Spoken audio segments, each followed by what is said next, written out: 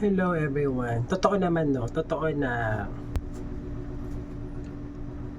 walang obligasyon yung anak sa magulang. That's true 'no, walang obligasyon.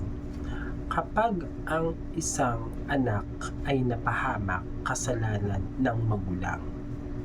Tama, kahit maliit 'yan. Kahit sabihin mong mayaya 'yan, kapag nadisgrasya yung anak, magulang pa rin ang may kasalanan.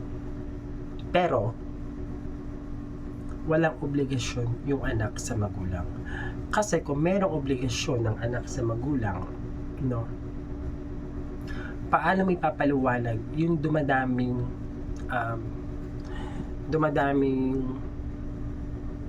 namamalimos na matatanda sa daan? Kung sila ay responsibilidad ng anak, bakit sila nandoon? Di ba dapat makulong yung anak dahil napabayaan ng magulang? Kasi unfair naman na parang pag ang anak napahamak, no, obligasyon ng magulang, no, kasalanan ng magulang, lalong-lalo na kapag minor de edad pa ito, no. Walang obligasyon. Kung sino man yung mga anak nito, walang obligasyon. Wala kayong obligasyon sa mga magulang nyo. Okay lang yun.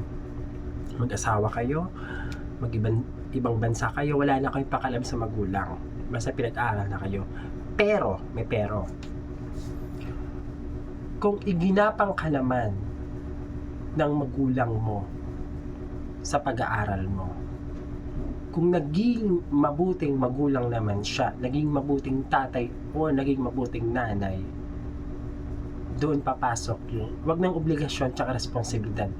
Dito papasok yung utang na loob. No? Yung utang na loob. Kasi 'di ba, kamusta naman yung mga magulang na nagpakahirap? 'Di ba? So ang ginagawa ng ibang magulang kahit matanda na sila, nagtatrabaho pa rin. Kasi alam nila na walang obligasyon yung anak nila sa kanila. So para sa mga may pamilya, no, may pamilya na anak, may sarili na kayong pamilya, may asawa, may anak, huwag nyo pa rin kalimutan yung mga magulang nyo.